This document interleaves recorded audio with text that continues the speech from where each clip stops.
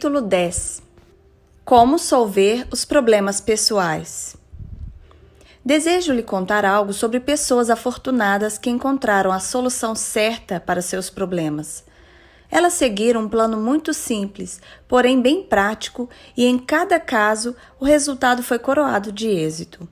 Não se trata de pessoas diferentes de você, tiveram os mesmos problemas e dificuldades pelos quais você talvez esteja passando, mas encontraram uma fórmula que as auxiliou a obter as respostas certas às questões que pesavam sobre elas. Essa mesma fórmula aplicada por você poderá proporcionar-lhe resultados similares. Primeiramente, permita-me que lhe conte a história de um casal, velhos amigos meus. Fazia anos que o Bill, o marido, vinha trabalhando arduamente. Chegara então a uma alta posição em sua companhia e estava certo de que ia ser indicado para o cargo de presidente.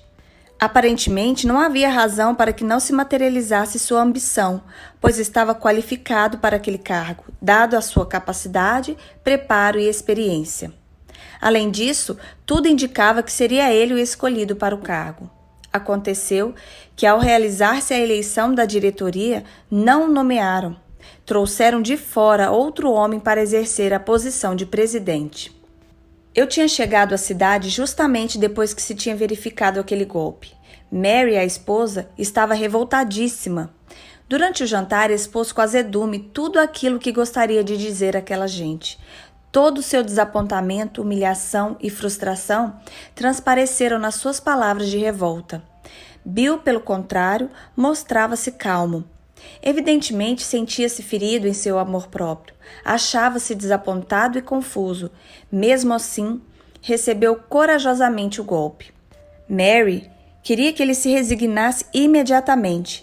Instou para que dissesse àquela gente tudo aquilo que precisavam ouvir e os deixasse depois. Ele não parecia propenso a tomar tal atitude. Disse que talvez fosse melhor continuar. Trabalharia com o novo presidente e o auxiliaria da melhor maneira que pudesse. Tal atitude poderia parecer realmente difícil. Contudo, ele tinha trabalhado tantos anos para aquela companhia que não haveria de se sentir feliz em outro lugar. Além disso, comentou ele, achava que naquela posição secundária a companhia poderia continuar a utilizar-se de seus serviços. A mulher voltou-se para mim e perguntou o que eu faria naquele caso. Respondi que, tanto quanto ela, haveria de sentir-me desapontado e magoado, mas procuraria evitar que o ódio se apoderasse de mim, pois a animosidade, além de corroer a alma, desorganiza os processos do pensamento. Eu sugeri que precisávamos de orientação divina. Naquela situação, precisávamos de uma sabedoria que estava além da nossa capacidade. Havia tal conteúdo de ordem emotiva no problema que, sem orientação divina, não iríamos poder meditar sobre o problema de uma maneira objetiva e racional. Sugeri, portanto, que guardássemos silêncio por alguns minutos e ficássemos sentados serenamente, numa atitude de oração, volvendo nossos pensamentos para aquele que dizia: onde 2 ou 3 estiverem reunidos em meu nome, ali estarei no meio deles. Mateus 18:20. Fiz ver que éramos 3 e que, se pudéssemos fazer com que os nossos espíritos se reunissem em seu nome, ele estaria então também presente para tranquilizar-nos e mostrar-nos o caminho que deveríamos seguir. Não foi fácil à esposa resignar-se àquela ideia, mas como era uma criatura inteligente, acabou concordando com o plano. Passados os minutos de silêncio que sugerira, propus que dessemos as mãos e, embora estivéssemos num restaurante público, faria minha oração. Na oração, pedi a orientação de Deus, pedi paz de espírito para Bill e Mary. Fui mais além, pedi a Deus que abençoasse o novo presidente da companhia. Rezei também para que Bill pudesse adaptar-se à nova administração e prestasse um serviço ainda mais eficiente do que o que ele havia prestado anteriormente. Após a oração, permanecemos em silêncio durante certo tempo. A esposa rompeu com um suspiro e observou: realmente, creio que esse é o modo acertado de agir. Quando soube que o senhor vinha jantar conosco, receei que nos aconselhasse a tomar uma atitude cristã no caso. Francamente, não me aprazia fazê-lo. Estava possessa. Mas, naturalmente, compreendo que a resposta certa para o problema tem que ser obtida da maneira como fizemos. Vou observá-la fielmente, por mais difícil que possa parecer. Ela sorriu levemente, mas já sua animosidade havia desaparecido. De vez em quando, procurava saber como iam os meus amigos. Embora tudo não corresse inteiramente como desejavam, iam gradativamente ajustando-se àquelas novas disposições. Puderam vencer o desapontamento e a má vontade. Mesmo Bill me confiou que estava gostando do novo presidente. De certo modo, tinha até prazer em trabalhar com ele, pois este o consultava sempre e parecia confiar bastante nele. Mary mostrou-se amável para com a mulher do presidente. De fato, chegaram ao ponto de cooperar em tudo e para tudo. Então passaram-se 2 anos, e certo dia cheguei à cidade onde moravam e telefonei-lhes. Oh, é tal a minha alegria que mal posso falar, disse-me Mary. Comentei que deveria tratar-se de uma coisa muito importante para deixá-la naquele estado. Sem dar atenção à minha observação, continuou. Aconteceu a coisa mais maravilhosa. O Sr. Fulano foi chamado por outra companhia. Trata-se de uma grande promoção. Será um cargo especial que o tirará de nossa organização. Vai ter uma posição ainda melhor.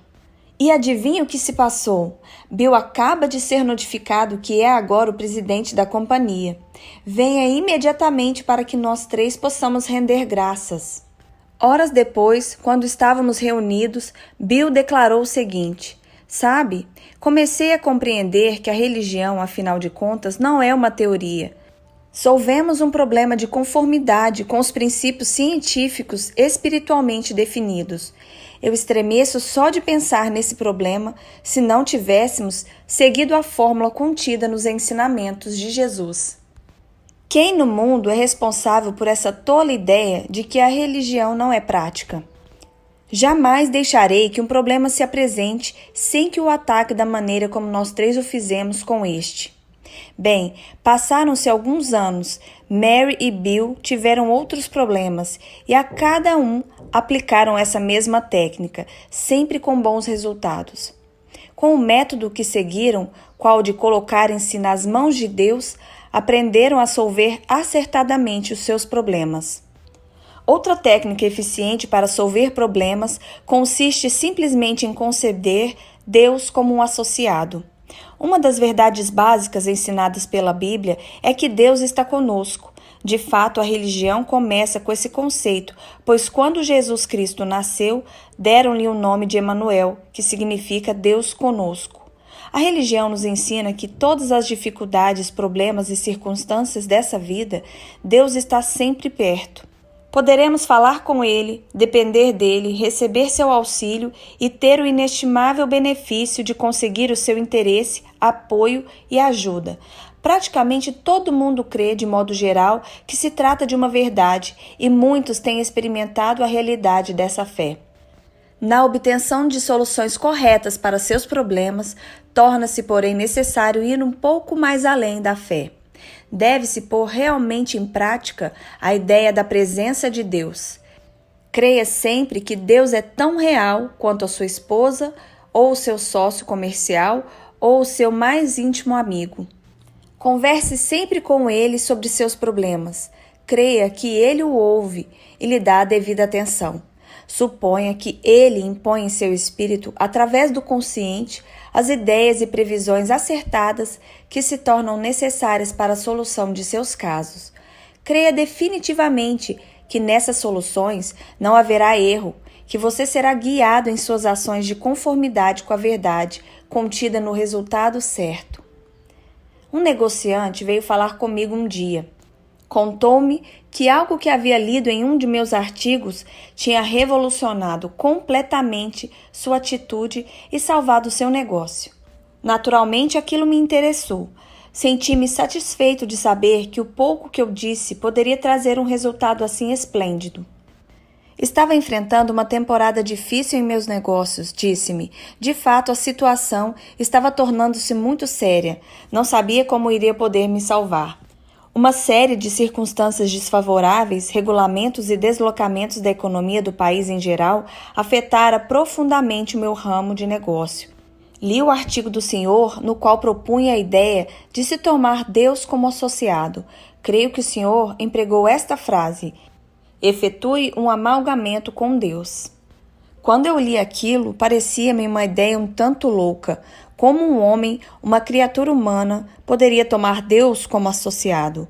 Além disso, sempre pensava em Deus como um ser imenso, maior que o homem, e que eu, perante ele, deveria parecer um inseto. Mesmo assim, o Senhor declarava que o devíamos tomar como associado. Parecia uma ideia ridícula. Aconteceu que um amigo me deu um de seus livros. E nele encontrei essas mesmas ideias. O senhor narrava histórias verdadeiras acerca de pessoas que haviam seguido seus conselhos. Parecia que eram todas pessoas de grande sensibilidade. Mesmo assim, não me sentia convencido. Sempre tinha a ideia de que os pastores são idealistas teóricos e nada sabem sobre negócios e assuntos práticos. Deixei então de pensar no que o senhor tinha escrito, confessou ele com um sorriso. Contudo, aconteceu um dia uma coisa interessante. Tinha ido ao escritório e me sentia de tal forma deprimido que cheguei a pensar em dar um tiro nos miolos como a melhor coisa que tinha a fazer para me livrar dos problemas que me assaltavam. Foi então que me acudiu ao espírito aquela ideia de tomar Deus como sócio. Fechei a porta, sentei-me na cadeira e pus a cabeça sob os braços na mesa. Poderia confessar que em muitos anos poucas tinham sido as vezes que rezei, mas naquele dia rezei como nunca tinha rezado. Falei a Deus que tinha ouvido a respeito daquela ideia de tomá-lo como sócio, que não sabia verdadeiramente o que isso significava e como se fazia tal coisa. Contei-lhe que estava perdido e que as ideias que me vinham ao espírito eram assustadoras. Disse-lhe ainda que me sentia completamente confuso e muito desanimado, e falei depois o seguinte: ó Deus, não posso oferecer-vos muita coisa em matéria de sociedade, mas associai-vos comigo e ajudai-me. Não sei como vós podereis auxiliar-me, mas desejo ser auxiliado. Por isso coloco os meus negócios, toda a minha pessoa, minha família e meu futuro em vossas mãos. Aceitarei tudo o que vós disserdes. Não sei como vós ireis dizer-me o que eu deva fazer, mas estou pronto a ouvir e a seguir vosso conselho se o derdes de maneira clara. Bem, foi essa minha oração, continuou ele. Depois que terminei, fiquei sentado junto à mesa. Penso que estava esperando que acontecesse algum milagre, mas nada aconteceu. Mas o fato é que me senti inesperadamente sereno e descansado. Ficara verdadeiramente tranquilo. Nada fora do comum ocorreu naquele dia e à noite. Mas no dia seguinte, quando fui ao escritório, senti-me mais disposto e mais satisfeito. Comecei a nutrir certa confiança de que tudo haveria de correr bem. É difícil explicar por que me sentia assim. Nada havia de diferente. De fato, poderia até dizer que as coisas pareciam um pouco mais sombrias, mas eu me sentia diferente, pelo menos um pouco diferente. Aquela sensação de tranquilidade não me abandonou. Comecei a me sentir melhor. Continuei a rezar todos os dias e conversava com Deus como um sócio. Minhas orações não eram dessas que se ouvem na igreja. Era mais uma conversa de homem para homem. Um belo dia, quando estava no escritório, assaltou-me uma ideia. Foi uma ideia inesperada. Eu disse para os meus botões: e que tal agora? Era algo que jamais me tinha ocorrido, mas eu soube imediatamente que era o método que devia seguir. Não sei explicar como nunca tivesse pensado naquilo. Creio que isso fosse devido ao meu espírito ter estado muito carregado. Ele não tinha estado a funcionar direito. Talvez fosse essa a razão. Tratei de seguir imediatamente aquela ideia. O negociante deteve-se um momento e prosseguiu. Não era uma ideia. Era meu sócio que estava falando comigo. Pus logo em prática a sua ideia e as coisas começaram a mudar. Novas ideias começaram a surgir-me no espírito. A despeito das condições gerais, comecei a colocar o meu negócio nos eixos. A situação melhorou. Saí de minhas dificuldades. Não entendo de sermões, nem sei escrever sobre esses assuntos que o senhor escreve em seus livros, mas me permita que lhe diga uma coisa. Toda vez que o senhor tiver oportunidade de conversar com negociantes, diga-lhes que tomem Deus como sócio em seus negócios. Eles terão ideias melhores que poderão empregar e transformar em verdadeiro patrimônio. Não me refiro apenas ao dinheiro, comentou ele, se bem que a maneira de se obter bons dividendos nas invenções é ter ideias orientadas por Deus. Diga-lhes que esse método de se ter uma sociedade com Deus é o que resolve acertadamente os seus problemas.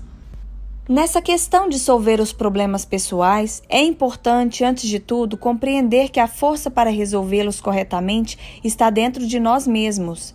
Segundo, é necessário elaborá-lo e praticá-lo de fato. Sem um plano espiritual definido, nada se consegue. É a razão do fracasso na solução dos problemas pessoais. O diretor de uma companhia me contou que se coloca sempre na dependência do poder de emergência do cérebro humano. É a sua teoria, e é razoável que o ser humano possua forças extras que podem ser extraídas e utilizadas em situações de emergência. Na conduta comum de cada dia, tais forças de emergência jazem em estado de repouso. Em circunstâncias extraordinárias, porém, a personalidade pode, quando solicitada, fornecer essas forças extras, se necessário. Uma pessoa que cria uma fé verdadeira não permite que essas forças permaneçam em repouso. Na proporção da fé, traz muitas delas para as atividades normais. Isso explica por que algumas pessoas demonstram possuir maior energia que as outras no enfrentar seus problemas diários ou uma crise. Adotaram o hábito de recorrer normalmente àquelas forças, as quais, não fosse isso, permaneceriam ignoradas, salvo em alguma necessidade dramática. Quando surge uma situação difícil, sabe como enfrentá-la? Tem qualquer método definido para solver os problemas extraordinariamente difíceis que possam aparecer? Muitas pessoas recorrem a um método sem consistência e, para a desgraça delas, fracassam frequentemente. Quanto a isso, só me cabe acentuar a importância que há em recorrer às forças na solução dos problemas, obedecendo-se, porém, a um plano no seu uso. Além do método de 2 ou 3 pessoas rezarem juntas, nessa técnica de se entregar a Deus e na de se estabelecer uma sociedade com Ele, bem como da importância de um plano para a utilização dessas forças interiores de emergência, há ainda outra técnica formidável, que é a de se manter sempre atitudes de fé. Li a Bíblia durante muitos anos antes que tivesse compreendido o que ela procurava me dizer, que se eu tivesse fé, mas uma fé verdadeira, poderia vencer todas as minhas dificuldades, enfrentar todas as situações, pairar acima de todas as derrotas e solver todos os problemas embaraçados que tivesse em minha vida. O dia que compreendi isso foi o maior dia de minha vida. Inegavelmente, muitas pessoas, ao lerem este livro, talvez jamais venham a compreender essa ideia relativa à fé. Espero que você a compreenda agora, pois ela é, sem dúvida, uma das mais poderosas verdades do mundo no que diz respeito ao êxito oriundo da conduta humana. A Bíblia repisa sempre essa verdade. Se tiveres fé, que ela seja mesmo no tamanho de um grão de mostarda, nada será impossível para ti. Mateus 17:20. A Bíblia a ela se refere de modo absoluto, real e verdadeiro. Não é uma ilusão, não é fantasia, não é um exemplo, nem um símbolo, nem uma metáfora, mas sim um fato absoluto. A fé, mesmo que seja do tamanho de um grão de mostarda, solverá seus problemas, qualquer deles, todos eles, se você tiver e puser sempre em prática. De acordo com a tua fé é que receberás. Mateus 9:29. A fé é necessária.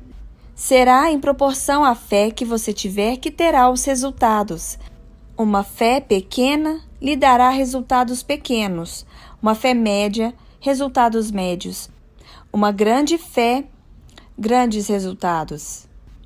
Mas, na generosidade do Todo-Poderoso, se você tiver apenas essa fé simbolizada por um grão de mostarda, Ela fará coisas assombrosas na solução de seus problemas.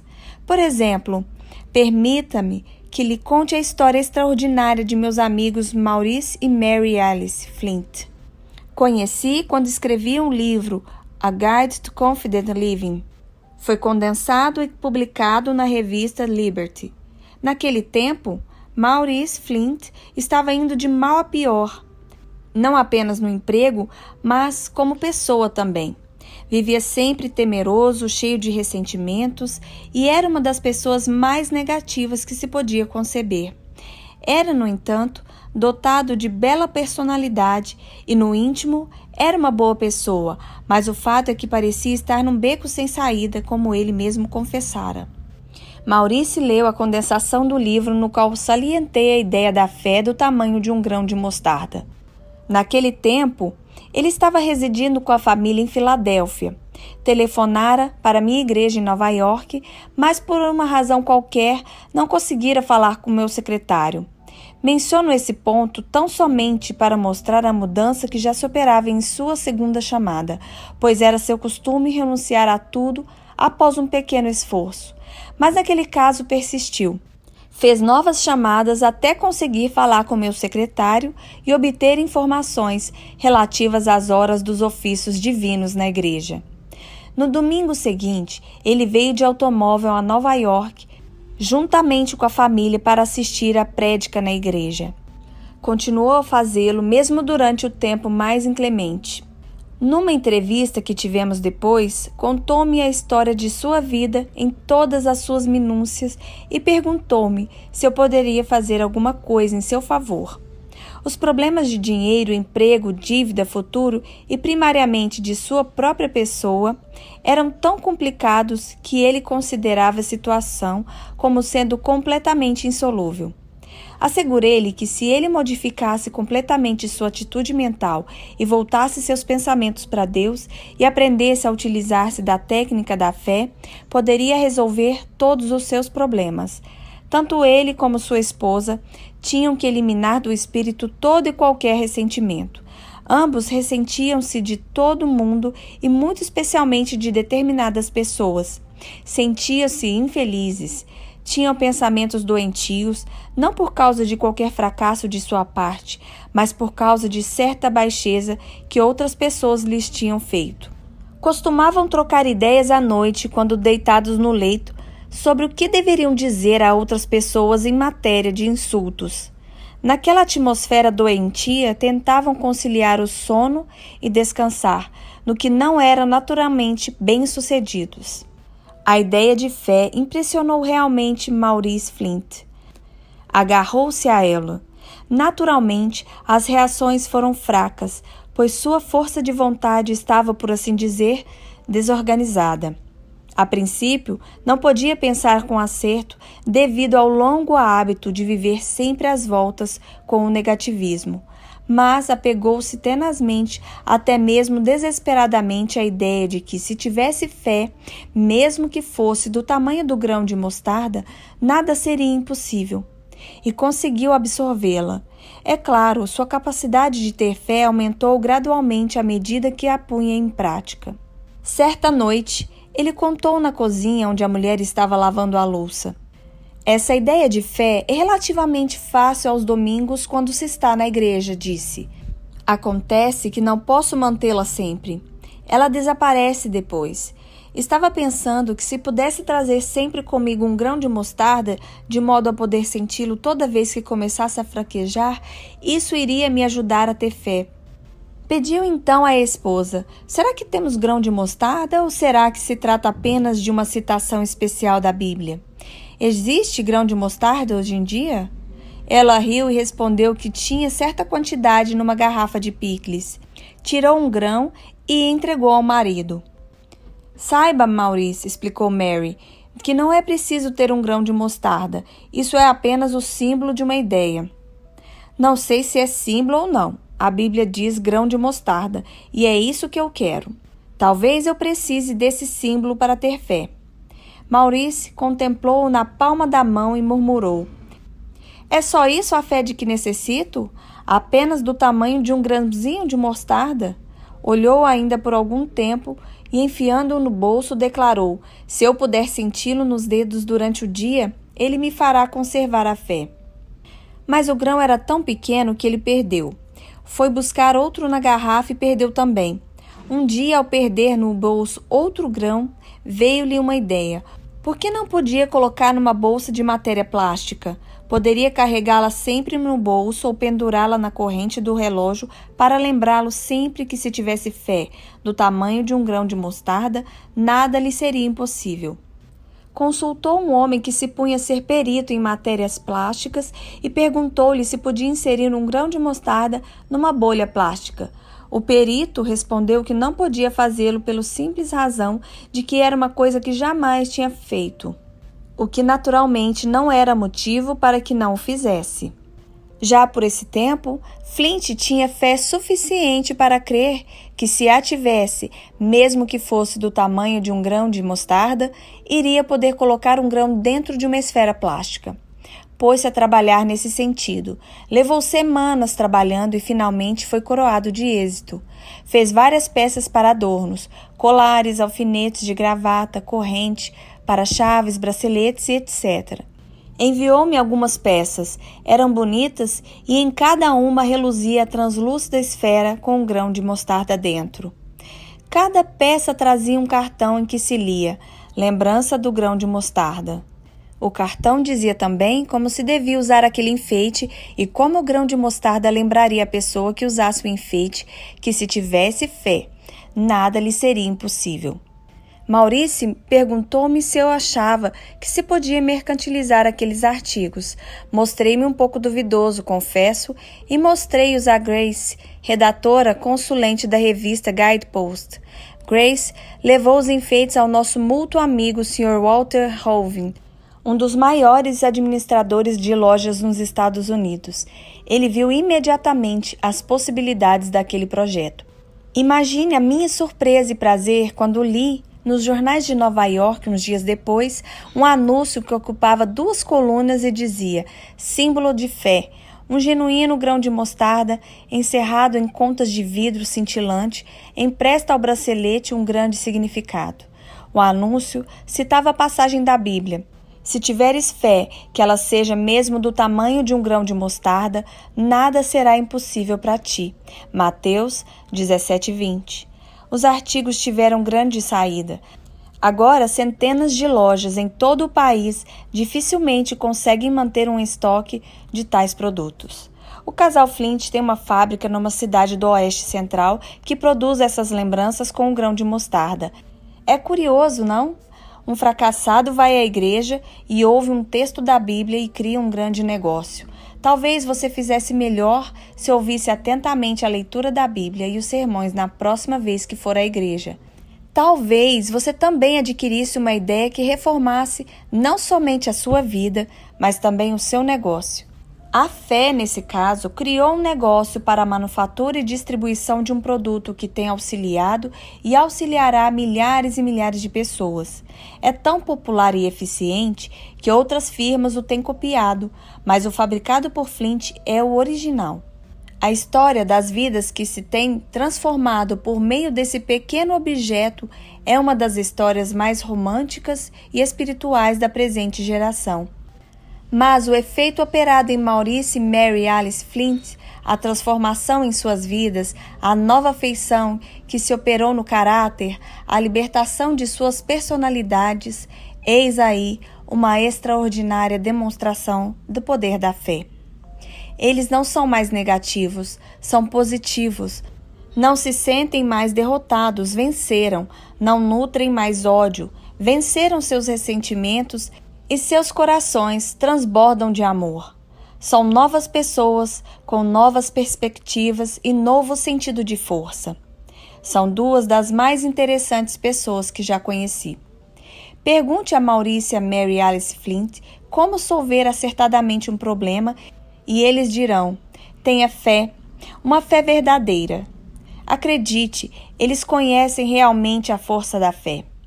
Se ao ler essa história você dissesse a si mesmo negativamente que os Flints não estavam em situação pior que a sua, permita-me que lhe diga: Pouquíssimas foram as pessoas que vi em situação tão aflitiva como eles.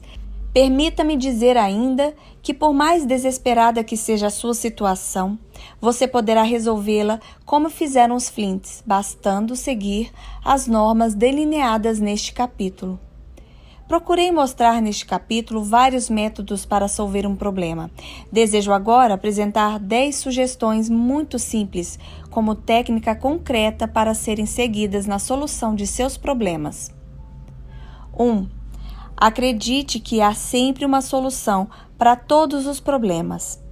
2. Mantenha-se calmo. A tensão impede o curso da força do pensamento.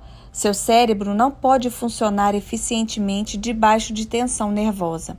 Ataque serenamente seus problemas. 3. Não tente forçar uma resposta. Mantenha o espírito tranquilo para que a solução se apresente claramente. 4. Reúna os fatos imparcial, impessoal e judiciosamente. 5. Faça uma relação desses fatos numa folha de papel. Isso ilumina o pensamento e imprime certa ordem aos vários elementos.